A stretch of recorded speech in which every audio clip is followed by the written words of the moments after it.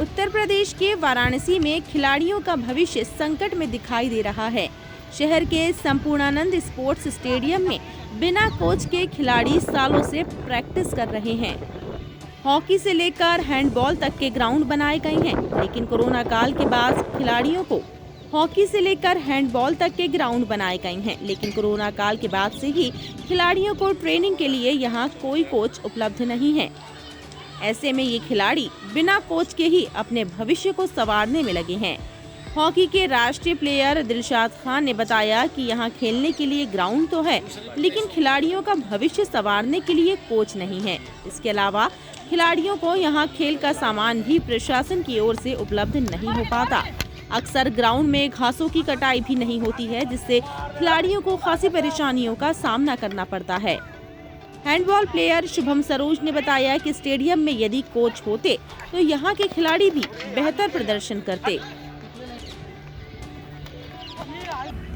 अब स्टेडियम की स्थिति तो आप देख ही रहे हैं, घास वास बड़ा है, बहुत कहने के बाद आरएसओ साहब ने कटवाया। उसके बाद हॉकी में ना कोच है, 2 साल से 3 साल से लगभग कोच नहीं है, और बच्चे हैं अपना आपस में आते हैं, जो सीनियर है हम लोग सिखाते हैं बच्चों को, जितना हो सकता है हम लोग से करते हैं, लेकिन शासन के द्वारा कोच अभी तक यहाँ पे नहीं रखा गया है। क्या सर, स्थिति तो ठीक नहीं है, क्योंकि ग्राउंड और गोल पोस्ट है, लेकिन गोल पोस्ट होने से नेट बहुत फट गया है, नेट वोट सही नहीं है, ग्राउंड में चूना उना नहीं मिल पाता है, तो बॉल भी वैसे है नहीं, क्योंकि बॉल 2-4 जो बॉल पुरानी है उसी से हम लोग प्रैक्टिस करते हैं, उनमें ग्रिप एकदम ख़त्म हो गए हैं, तो बॉल की भी कमी हो रही है बहुत। खिलाड़ियों की इन समस्याओं को लेकर जब क्षेत्रीय क्रीड़ाधिकारी आरपी सिंह से बात की तो उन्होंने बताया कि कोरोना काल से पहले शासन स्तर से 6 अस्थायी कोचों की नियुक्ति की गई थी, लेकिन उन्होंने ज्वाइन नहीं किया। खिलाड़ियों को किसी तरह की परेशानी ना हो, इसके लिए हम लोग सीनियर प्लेयर की मदद से उन्हें ट्रेनिंग दे रहे हैं। लेकिन सवाल ये है कि आखिर बिना कोच ओलंपिक का सपना देखने वाले ये खिलाड़ी कैसे अपना भविष्य संवारेंगे।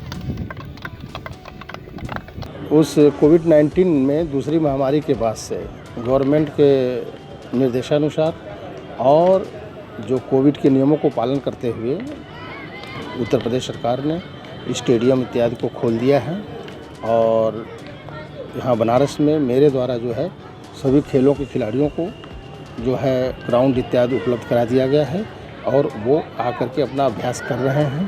पूरी तन्मयता से अनुशासन के साथ वो अपना अभ्यास कर रहे हैं।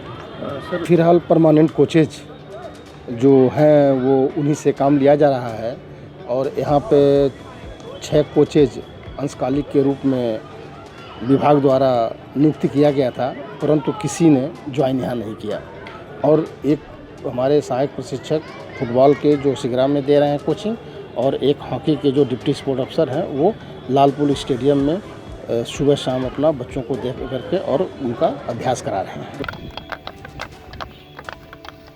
असुविधा के बीच अपना भविष्य संवारने में लगे खिलाड़ियों के सामने काफी दिक्कतें हैं। जहां एक और राष्ट्रीय और अंतर्राष्ट्रीय स्तर के खेलों में ट्रेंड खिलाड़ियों को कड़ी चुनौती पेश करने के लिए कहा जाता है, लेकिन सुविधा के नाम पर देने के लिए यूपी सरकार के पास कुछ भी नहीं है। ऐसे में खिलाड़ियों के सामने ये परेशानी है कि बिना कोच और बिना कोई सुविधा के वे राष्ट्रीय और अंतर्राष्ट्रीय स्तर के खिलाड़ियों को कैसे चुनौती पेश करेंगे। बहरहाल यूपी के खेल विभाग से अब खिलाड़ियों को बस उम्मीद ही है कि यह उनके भविष्य के लिए कुछ कर पाएं।